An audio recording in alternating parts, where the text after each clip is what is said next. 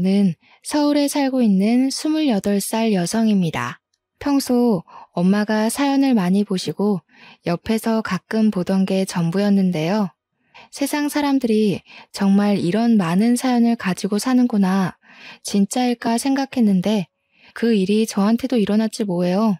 저는 아직도 그 일을 생각하면 어떻게 그렇게까지 할 수 있을까 생각이 드는데요.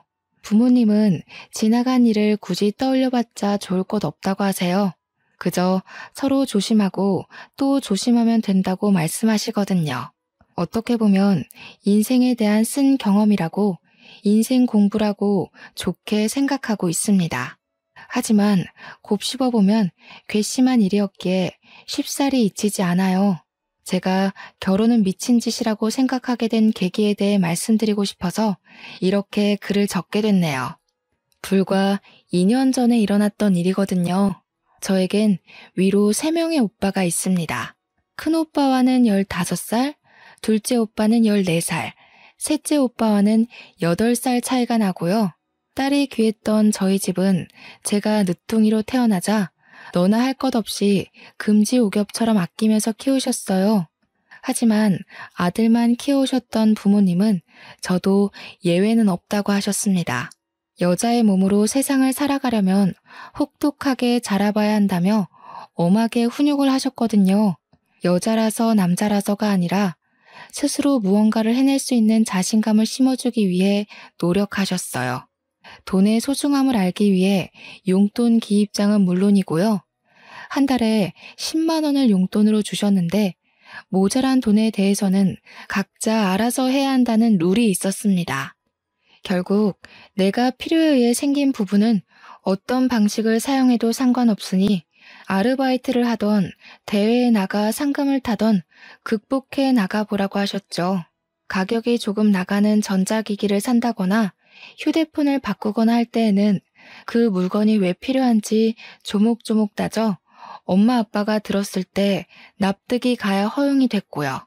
어떻게 보면 너무 짠순이 기질로 키운 거 아니냐 하시는 분들도 있으시겠지만 제가 바라본 부모님은 자식들에겐 한없이 다정다감한 분들이셨어요. 공무원이셨던 부모님은 얼마 전에 정년퇴직을 하셨습니다. 집 근처 학교 앞에서 작은 분식집을 차리셔서 제2의 인생을 보내고 계세요. 자식들에게 먹인다는 마음으로 직접 새벽장을 봐오셔서 음식을 하십니다. 메뉴가 떡볶이, 순대, 튀김, 어묵 이렇게 4가지로 단출하지만 나름 동네에서 유명한 맛집이랍니다. 깔끔하고 똑부러지는 엄마의 성격에 결혼 초부터 알뜰살뜰 재테크 주식 투자를 많이 하셨대요.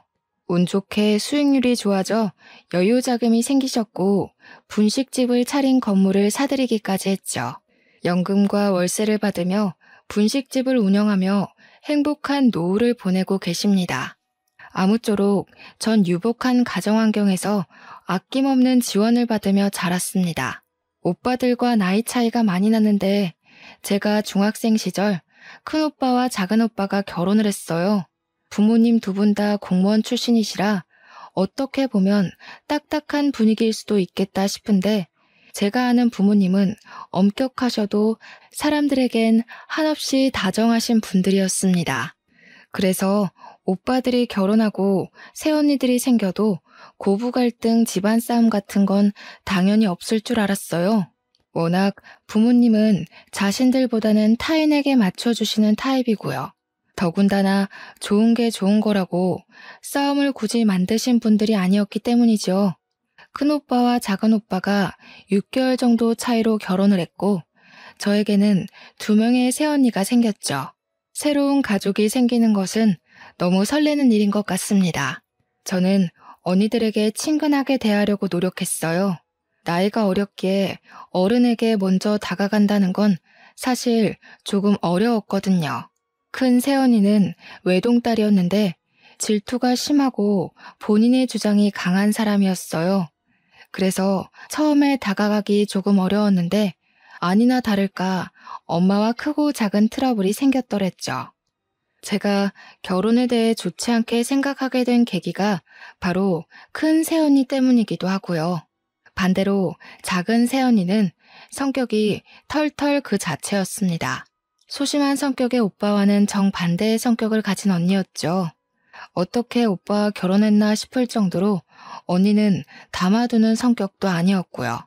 할 말도 오목조목 기분 나쁘지 않게 잘 이야기하는 타입이었어요. 두 사람을 비교하면 안 되지만 결혼 시작부터 두 사람을 비교할 수밖에 없는 일들이 있었거든요. 큰오빠가 결혼식을 하고 신혼여행을 다녀와서 저희 집에 인사를 하러 온 날이었습니다. 저녁 식사를 먹고 술 한잔을 하며 여러 이야기를 나누게 됐죠. 앞으로 모녀지간 부녀지간처럼 잘 지내보자는 엄마의 말에 큰 새언니는 정색을 하더라고요. 어머니, 어떻게 며느리가 시집와서 시어머니랑 모녀지간이 돼요? 그건 말도 안 되는 일이라고 생각해요. 왜 말이 안 돼? 요즘 세상에 다들 고부 갈등이 많다고 하지만 우리가 앞으로 잘 지내면 될 일 아니니? 너무 나를 세우는 것 같구나, 아가. 가족은 피를 나눈 사람들끼리 가족이지 며느리는 결국 가족이 될 수는 없어요. 앞으로 며느리 그 이상으로 대하지 않으셨으면 좋겠어요. 딸 같은 며느리는 세상에 존재할 수 없다고 생각해요. 부모님은 새언니의 말에 기가 찼지만 더 이상 아무 말도 하지 않으셨어요. 저도 면전에 대고 그런 이야기를 대놓고 할 줄은 몰랐거든요. 저희가 시집살이를 시킨다는 것도 아니고 잘 지내보자는데 너무한 것 같았어요. 부모님과 오빠들 그리고 저는 벙쪄 있었습니다. 물론 큰 새언니는 저에게도 새언니 그 이상의 노릇을 바라지 말라며 엄포를 놓더군요. 기분이 상할 대로 상한 엄마는 그 뒤로 큰 며느님이라는 호칭으로 존대까지 해가며 명절에도 부르지도 않으셨고요. 부모님은 큰 새언니를 정말 며느리로만 대했고 가족이 아닌 남처럼 행동하셨어요. 얼마 뒤 작은 오빠가 결혼한 뒤 허니문 베이비로 조카가 생겼습니다. 평소에 나이 어린 저에게 꼬박꼬박 아가씨라며 살갑게 대해준 둘째 새언니가 조카를 임신했다고 하니 정말 기뻤어요. 공부하느라 힘들지 않냐며 조카를 임신한 상태에서도 힘든 내색 없이 저를 챙겨주었죠. 임신한 뒤에도 자기도 배가 고프다는 핑계로 공부하는 제가 힘들 거라며 가끔 만나서 맛있는 것도 사주고 용돈도 주며 친언니처럼 지냈습니다. 어느 정도였냐면요. 제가 고민이 있거나 표정이 어두우면 눈치를 채고 먼저 대화를 건넸거든요. 정말 제 친언니가 생긴 것 같았고 엄마와도 모녀지간처럼 잘 지냈습니다. 심지어 시댁인 저희 집을 친정처럼 오며 가며 생활했어요. 큰 새언니에게 대인 상처가 있는 엄마는 작은 새언니를 몹시 아끼며 진짜 친딸처럼 대하셨고요. 임신을 축하한다며 이것저것 보태쓰라며 용돈을 1,000만 원이나 주셨습니다. 아가, 이거 돈 얼마 안 되지만 보태쓰렴. 임신한 몸으로 나라까지 챙겨주느라 내가 다 미안하고 고맙구나. 이걸로 필요한 것도 사고 먹고 싶은 것도 사 먹어. 맨날 나라만 사주지 말고. 어머니, 뭐 이런 걸 다 주셔요. 저희도 돈 벌고 오히려 저희가 더 드려야 하는데요. 나라 아가씨도 아직 학생이고 대학교 들어가려면 돈도 많이 필요한데 그때 보태지 않으시고요. 요즘 조리원 비용이 만만치 않은데 아이 낳고 보약도 지어먹고 하려면 이 돈도 모자라. 엄마가 준다 생각하고 넣어도. 그렇게 시간이 흘러 어여쁜 조카가 태어났습니다. 엄마는 10분 거리에 사는 작은 오빠네로 가서 밤낮으로 아이 케어를 도와주셨어요. 작은 새언니가 혼자만의 시간도 갖고 조금이라도 푹 쉬어야 한다며 저도 가끔은 언니와 조카가 보고 싶다는 핑계로 학교가 끝나면 언니가 좋아하는 달달한 커피와 간식거리를 사서 갔고요. 너무 자주 가서 나중에는 작은 오빠에게 싫은 소리도 듣긴 했지만 저는 정말 행복했거든요. 첫 조카가 태어난 지 100일쯤 됐을 때 큰오빠네도 임신 소식을 알려왔습니다. 엄마가 둘째 새언니에게 돈을 줬다는 소식을 들었는지 큰오빠를 통해서 노골적으로 돈을 보태달라는 티를 내더라고요. 그렇게 안 입고 왔으면 본인이 직접 와서 이야기를 해야지. 몸이 힘들다는 이유로 큰오빠만 보내서 대뜸 돈 달라고 하니 어린 저였어도 정말 당황스럽더라고요. 사실 큰오빠는 똑부러지는 성격이 아니었는데 약간 휘둘리기 좋은 성향이거든요. 큰 새언니가 얼마나 달달 볶아댔으면 큰오빠는 임신 소식을 알린다는 핑계로 오랜만에 집에 왔습니다. 분명 가면 뭐라도 말이 있을 테니 가봐라 했겠죠. 엄마, 둘째네도 조리원비 보태주셨다면서요? 저 이번에 이직하고 집사람도 직장 그만두고 돈이 조금 부족할 것 같아요. 저희한테 둘째네한테 해주신 것처럼 똑같이 지원해 주시면 안 돼요? 아이고, 이제 별의 별 꼴을 다 보는구나. 그런데 어쩐대요? 가족도 아닌 사람한테 그렇게 큰 돈을 어떻게 보태줄 수 있을까? 차용증이라도 쓰고 가면 내 얼마든지 주마. 그래도 엄마 맏며느리인데 너무 차별하시는 거 아니에요? 제가 집사람 보기가 민망해요. 아이고, 그렇게 민망해? 나는 온 가족들 앞에서 남처럼 대해달라는 큰 며느님 말씀대로 그렇게 해준 것뿐인데 차용증 쓰고 가져가라고 큰 며느님께 전해주시고 이제 그만 가봐. 빈정이 상했는지 큰 새언니는 몇 통 하지도 않던 연락을 거의 끊다시피 하더군요. 시간이 흘러 둘째 조카가 태어나 집안에는 아기 울음소리가 끊기질 않았어요. 하지만 둘째 조카가 태어났음에도 불구하고 엄마는 큰오빠 아기를 안부 정도로만 물을 뿐이었습니다. 가끔 메시지로 사진을 받아보는 정도였고요. 아이가 태어났는데도 자신에게 발걸음도 하지 않자 큰 새언니는 그게 기분이 상했나 봐요. 3, 7일이 지나고 나서야 아이를 데리고 집에 왔는데 저희 부모님 앞에서 엉엉 울더라고요. 어머니, 정말 너무하신 거 아니에요? 왜 저희만 가족으로서 인정을 안 해주세요? 그리고 왜 저희만 외톨이로 만드세요? 아기가 태어났는데 누구는 용돈도 주시고 애도 봐주시고 차별이 해도 해도 심하잖아요. 정말 너무하세요. 큰 며느님아, 당신이 며느리는 가족이 될 수 없다면서요? 저는 남처럼 대해달라길래 진짜 그렇게 대한 것뿐인데요. 어떤 게 서운한 건지 나는 이해를 못하겠습니다만. 그래도 이건 너무하시잖아요. 누구는 1,000만 원, 누구는 무일푼. 이 아이가 저만 낳은 자식인가요? 다은 씨 아이기도 하고 어머님 손주인데 어쩜 그러세요? 진짜 손주들인 것도 모르고 치맥기 있으신 거 아니에요? 큰 새언니는 본인이 했던 말을 다시 주워 담을 수 없다는 걸 알았는지 꿀먹은 벙어리가 된 채로 식은땀을 흘리며 눈만 껌뻑껌뻑 할 뿐이었죠. 엄마는 뭐 이런 경우가 다 있냐며 사과할 필요도 없으니 돌아가라고 언니를 쫓아내듯이 집으로 보냈습니다. 그 뒤로 반성할 줄 알았지만 큰 새언니는 더 도끼를 품었는지 연락을 거의 끊다시피 하더군요. 가끔 큰오빠가 보내주는 아기 사진 몇 장이 소식의 전부였거든요.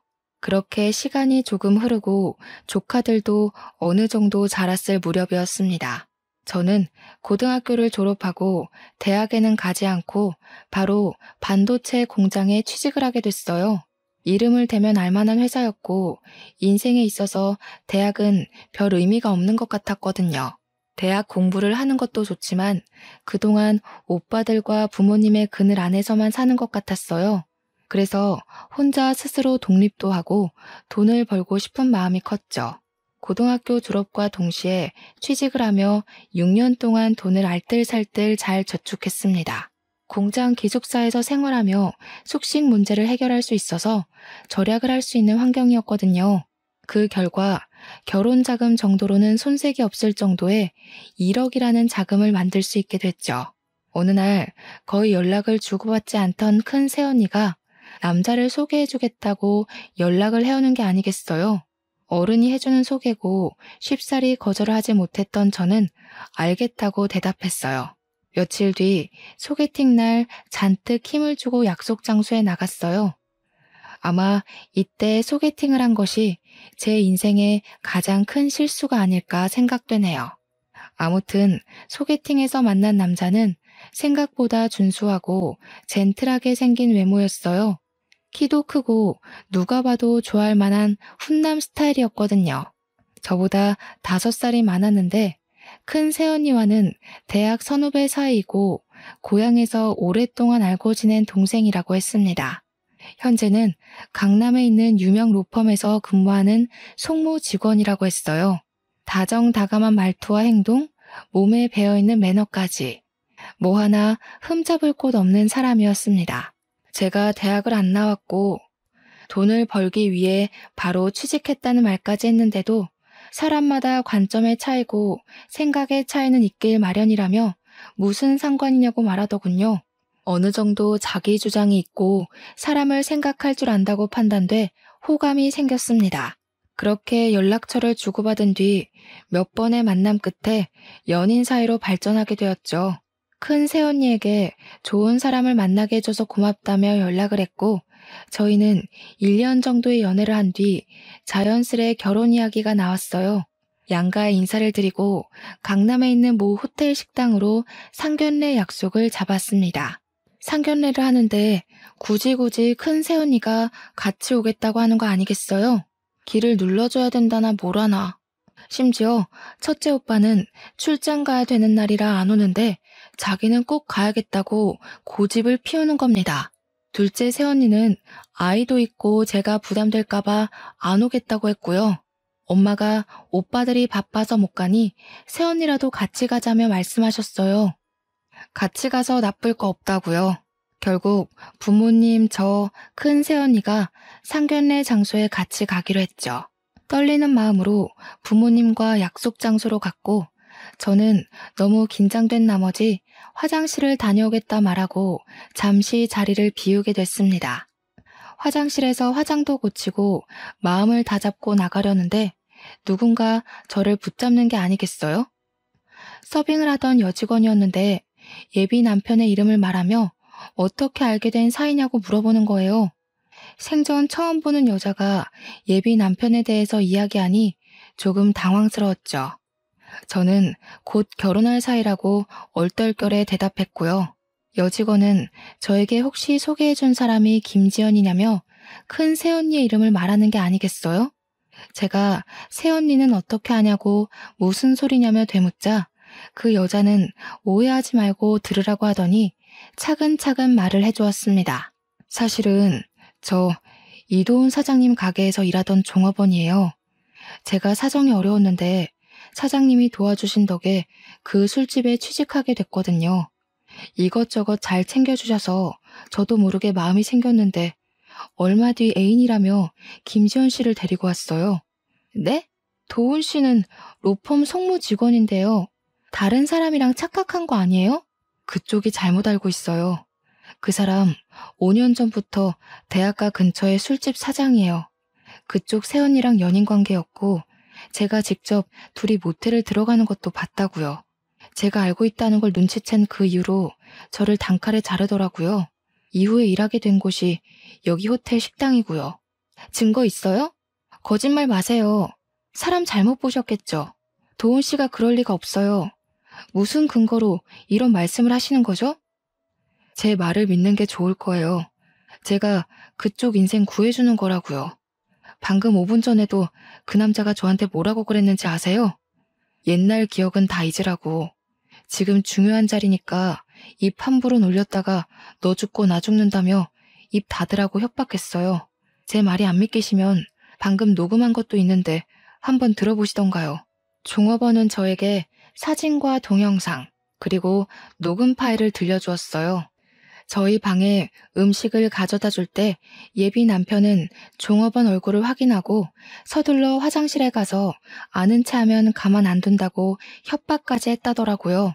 혹시 몰라서 휴대폰 녹음 앱을 켜두고 있었고요. 녹음 파일 들어봤는데 진짜 제 예비 남편 목소리가 들리는 게 아니겠어요? 모든 사실이 진짜라는 것을 알게 되고 전 다시 상견례하는 자리에 착석했죠. 신경을 곤두세우고 있던 탓일까 마음을 조금은 가라앉힐 틈도 없이 둘의 미묘한 눈빛을 읽게 됐고요. 왜 큰 새언니가 굳이 제 상견례 자리에 따라오겠다고 고집을 피웠는지 이해됐죠. 그리고 뻔뻔하게 제가 둘의 관계를 모른다고 생각했는지 어른들 몰래 둘이서 테이블 밑으로 손까지 잡더라고요. 아, 종업원 말이 다 맞았구나 싶었습니다. 너무 기가 막히고 황당한 사실을 접한 것도 모자라 제 눈으로 확인하다뇨. 아니겠지 하고 다시 보니 서로의 눈에서 달콤한 꿀이 뚝뚝 떨어지고 있는 게 아니겠어요? 둘의 관계를 눈앞에서 목격한 저는 머리를 망치로 한 대 얻어맞은 기분이었습니다.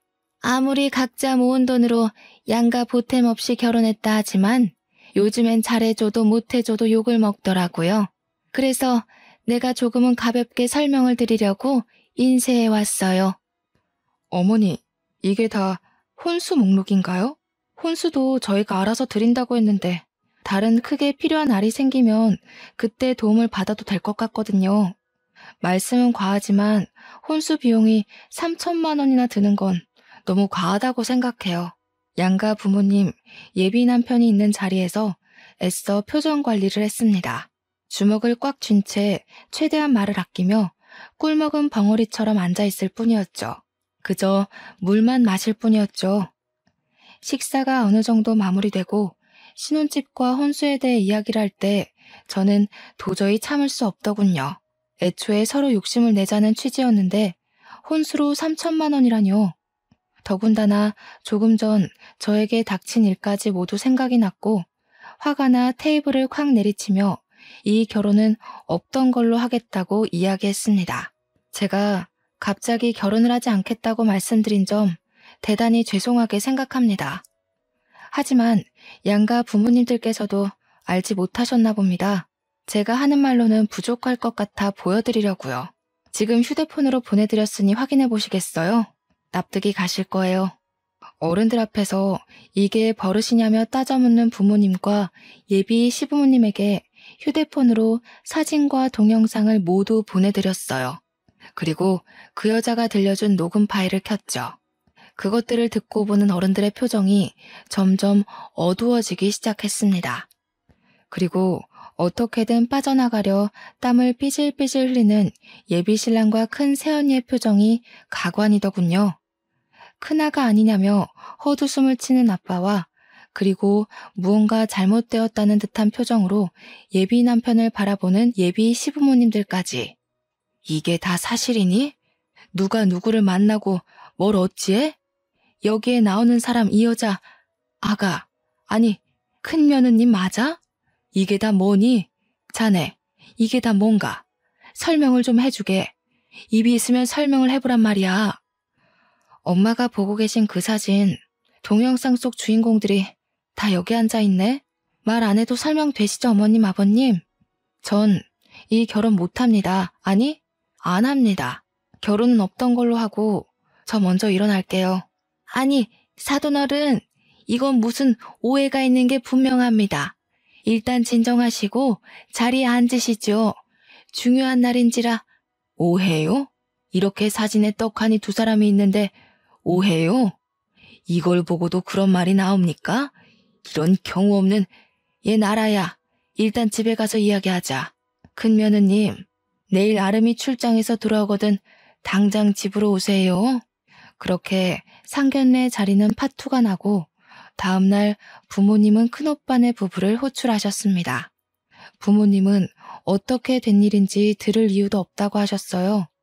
당장 둘이 이혼하던지 시댁과 연을 끊든지 하라고 말씀하셨죠. 도대체 어떻게 살아왔길래 다른 날도 아니고 상견례 자리에서 그딴 일이 생기냐며 엄마는 노발대발하셨고 서방님 될 사람이랑 불륜이 가당키나 하냐며 난리치셨어요. 영문을 모르던 큰오빠는 큰 새언니에게 무슨 일이 있었냐며 상황 설명을 해달라고 되묻기 바빴어요. 큰 새언니는 오히려 악다구니를 쓰며 부모님에게 대들더라고요. 어머니, 말이 나와서 그런데 제가 뭘 그렇게 잘못했어요? 저 가족으로 받아들이지도 않고 남처럼 대할 때는 언제시고 제가 부모가 없어서 무시하는 거 아니세요? 왜 사랑은 아가씨가 다 받아야 되는 건데요? 큰 며느님, 뭔가 단단히 착각하고 있나 본데 들어봐요.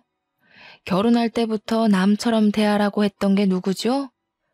남편이랑 자식 두고 시누이 남편 될 사람이랑 불륜이나 저지르는 게 자랑인가요?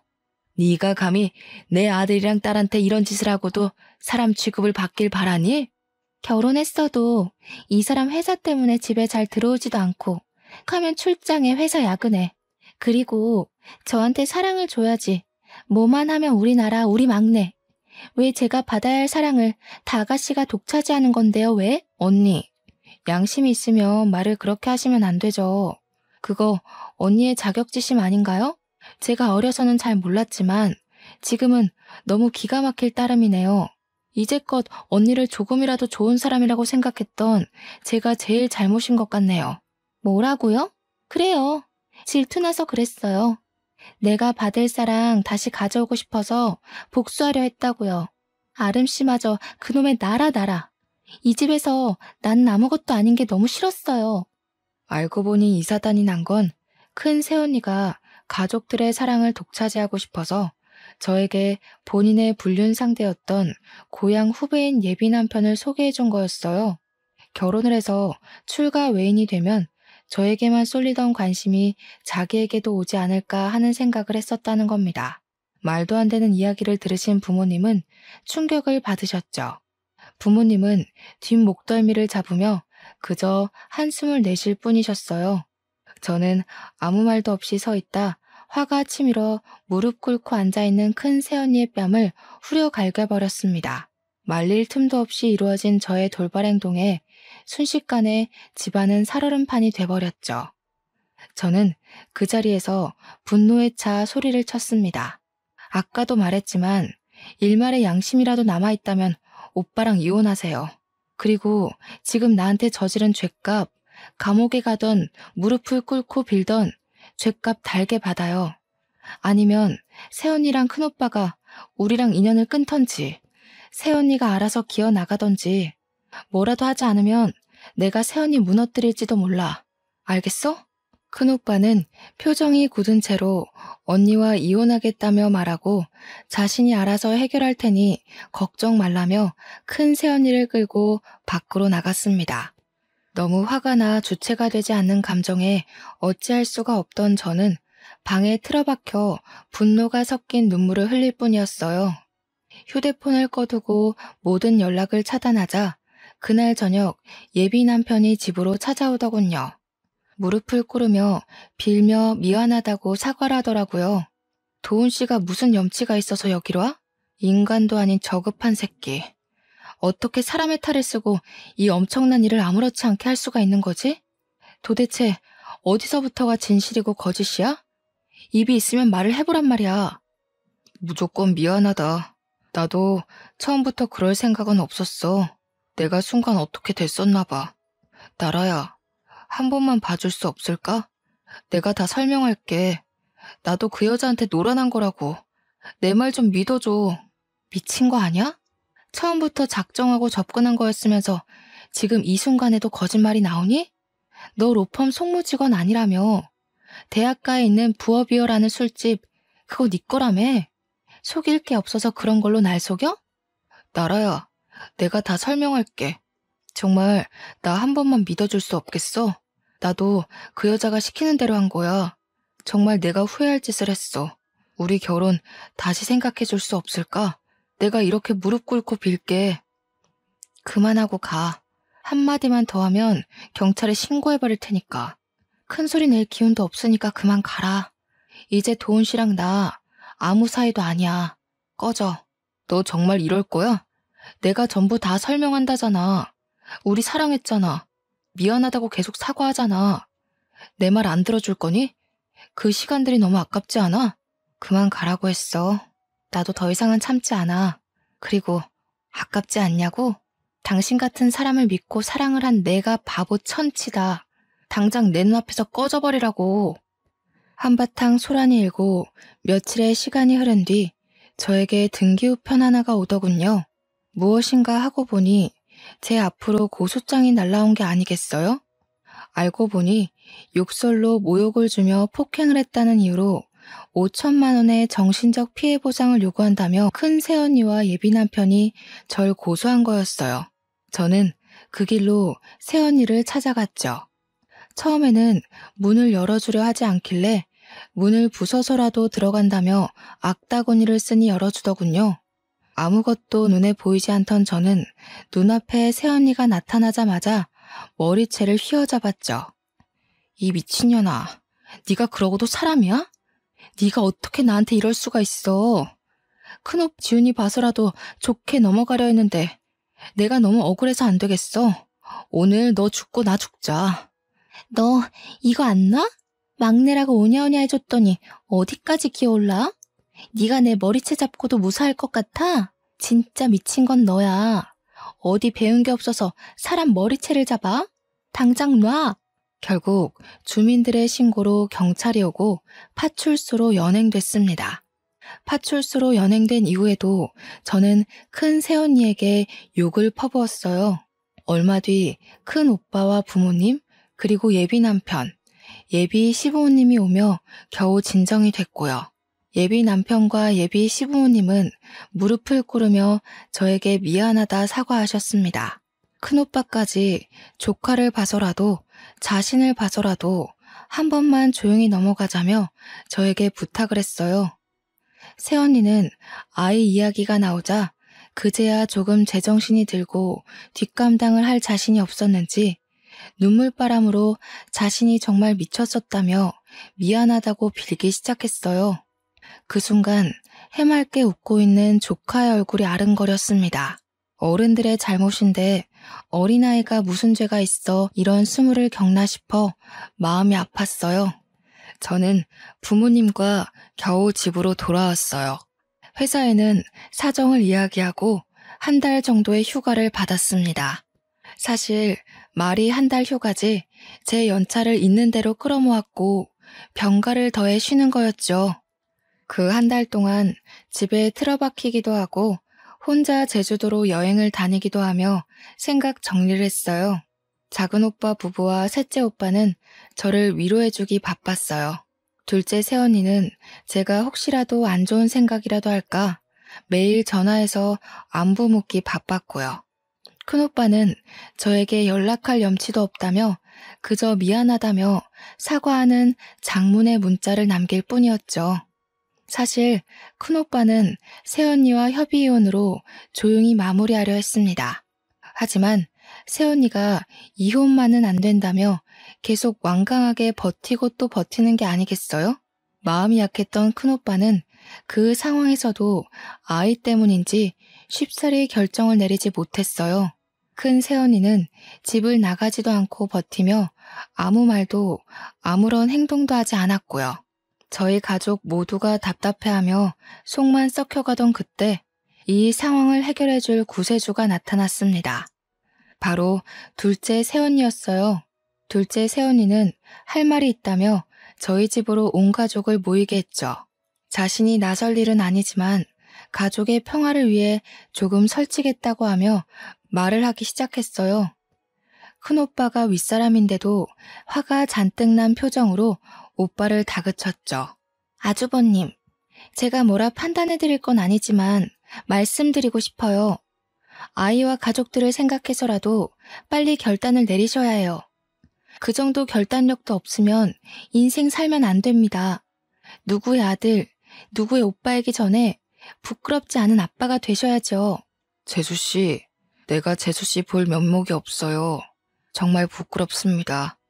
솔직히 어떻게 해야 할지 모르겠어요. 나한테 한 짓 생각하면 찢어 죽여도 모자란데 아이가 있으니 쉽사리 판단이 되질 않아요. 우리 생각 말고 형이랑 지훈이만 생각해. 근데 나는 미래를 위해서는 이혼을 하는 게 맞는다고 봐. 솔직히 같이 살 수 있어? 나라한테 그런 짓까지 했는데 더군다나 바람까지. 애 엄마로서도 며느리로서도 빵점이야. 그러면 안 되는 거였다고. 이혼 소송 진행은 제가 맡아드릴게요. 상간남 소송도 가능한 거 아시죠? 원만하고 깔끔하게 협의 이혼을 하는 게 제일 좋은 방법이지만 저쪽에서 가만히 있질 않으니 저희도 응당한 대가를 치르게 해줘야 한다고요. 나라 아가씨 생각해서라도 제가 그냥은 못 넘어가겠네요. 그러고 둘째 새언니는 상견례 이후 있었던 일을 부모님께 말씀드렸어요. 부모님은 그런 일이 있었으면 진작에 말을 하지 그랬냐며 절 나무라셨죠. 어머님, 아버님, 제가 집안일에 괜히 나선다고 한 건 다 나라 아가씨를 위하는 마음 하나였어요. 어렸을 때부터 봐왔던지라 더욱 특별하거든요. 형님이 저희를 얼마나 속인 건지, 저희가 모르는 무언가가 더 있는지 제가 직접 알아볼 겁니다. 소송도 직접 진행할 거고요. 너무 걱정하지 마세요. 며칠 뒤 둘째 새언니는 저를 데리고 갈 데가 있다며 차에 태워 어디론가 갔어요. 정말 마주치고 싶지 않았지만 둘째 새언니 손에 이끌려 도착한 곳은 큰오빠 집이었습니다. 예상치 못한 방문에 표정이 굳은 큰 새언니는 저희에게 돌아가라고 했지만 둘째 새언니가 문을 열지 않으면 시끄러워질 거라고 하자 결국 열어주더라고요. 집 안으로 들어서자마자 둘째 새언니는 큰 새언니를 바닥에 쓰러뜨리며 멱살을 잡은 채 소리쳤어요. 네가 감히 우리 아가씨를 우습게 봤어? 얼마나 얕봤으면 그딴 짓을 해? 내가 가만두지 않을 거예요. 형님, 신고하려면 하세요. 오늘 형님이 죽나 내가 죽나 한번 해봅시다. 이윽고 두 여자가 바닥에 뒤엉키며 격한 몸싸움으로 번졌어요. 급작스러운 상황에 저는 언니들을 말리기 바빴습니다. 결국 오빠들에게 호출 후 막내 오빠까지 와서 뜯어말린 뒤에야 진정이 됐죠. 큰 새언니는 경찰에 신고할 거라며 손해배상을 요구하겠다면서 악에 받쳐 소리치기 시작했고요.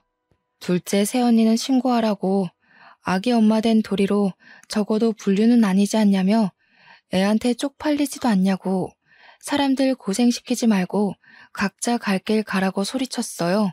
우리 착한 막내가 아무것도 못하고 있는 것 같아서 언니 된 도리로 대신 때려줬다고 하면서요. 그 와중에도 아무 말도 못하고 서 있던 저는 오히려 미안해지기 시작했습니다. 큰오빠는 결국 불륜을 이유로 큰 새언니를 유책 배우자로 이혼 소송을 진행했습니다. 동시에 예비 남편을 상간남으로 고소했고요. 변호사였던 둘째 언니가 직접 소송을 맡았고 제가 갖고 있던 사진, 동영상들이 결정적인 증거가 되어 양육권과 친권은 모두 큰오빠가 가져올 수 있었습니다. 큰 새언니에게 양육할 의지가 보이지 않으며 그럴 환경이 아니라는 결과가 나왔거든요. 동시에 큰 새언니는 큰오빠에게 3천만 원의 위자료를 주게 되었고요. 조카에게는 큰 상처를 주게 된 것 같아 마음이 쓰이더라고요. 너무 미안해하지 마. 우리는 응당한 대가를 치른 거야. 네가 죄책감 가질 필요 없어. 상황이 이렇게 돼서 내가 오히려 미안해야 할 부분이지. 결과가 어찌되었든 그 상황이 길어져봤자 서로 좋을 건 없어요. 결론을 하루라도 빨리 봐야지. 안 그럼 우리 나라 아가씨 마음 고생하다 죽을 것 같아서 제가 무례를 범했네요. 사과드려요, 아주버님. 큰오빠가 이혼을 하며 부모님은 한숨을 쉬며 어렵사리 말을 꺼내셨습니다. 아름아, 내 이렇게까지 하기는 싫었다만 이혼을 하는 마당에 뭐 하나라도 확실하게 해두는 게 좋을 것 같아서 말이다. 혹시 모르니 친자 검사를 해보지 않으련? 미안하구나. 미안하실 것 없어요. 저도 친자 검사 생각하고 있었습니다. 서로 불신만 쌓일 바에는 확실하게 해두는 게 저도 좋아요. 며칠 뒤 유전자 검사 결과가 나왔고 다행히 큰오빠와 조카는 친자 관계가 성립했어요. 지금 보니 새언니가 했던 말 중 거짓말이 아닌 유일하게 진실한 부분이었네요.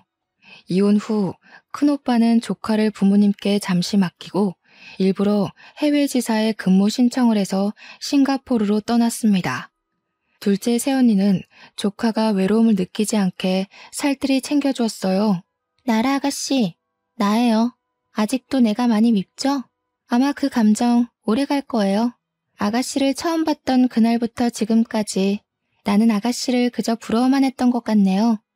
식구들의 사랑을 독차지하는 아가씨를 보면서 나도 저렇게 사랑받고 싶다는 생각이 간절했었어요. 나도 어릴 때 부모님이 일찍 돌아가셔서 그런가 사랑이 많이 고팠나 봐요.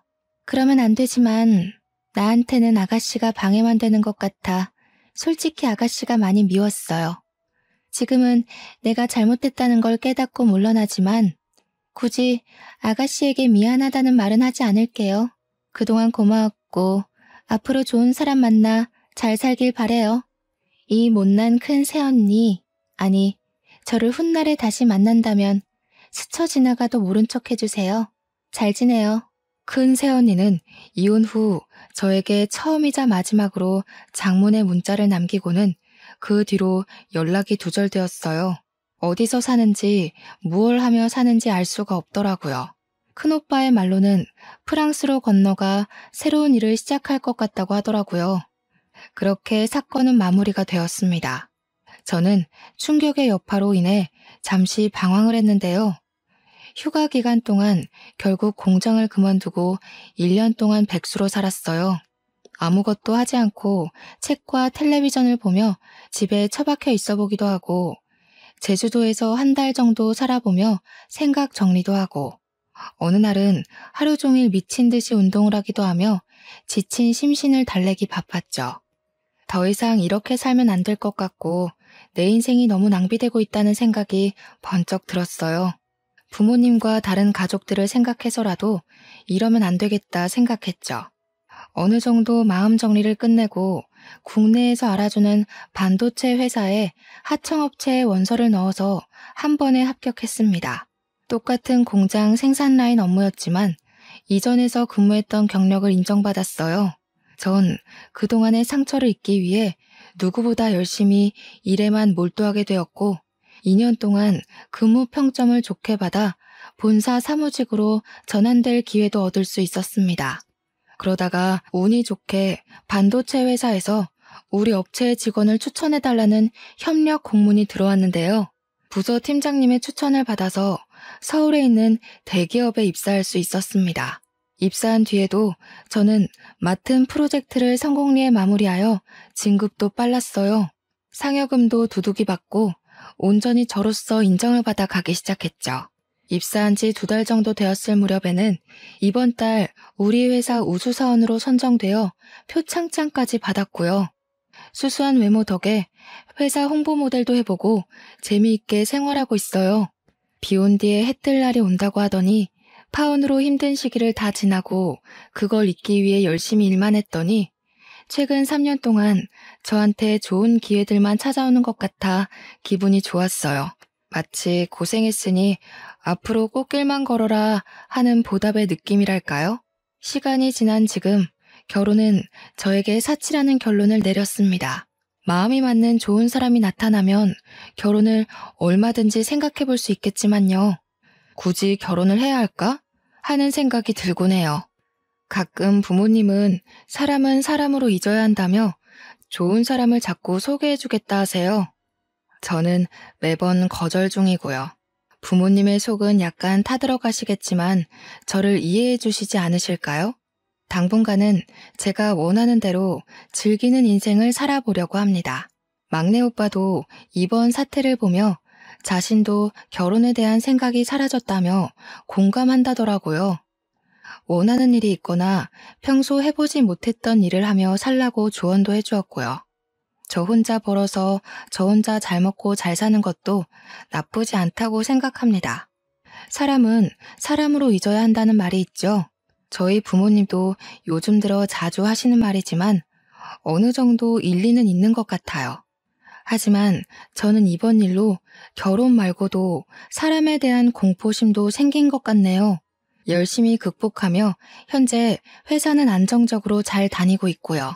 그림과 책에 관심이 생겨 동호회에도 가입하며 꾸준히 활동하고 있습니다.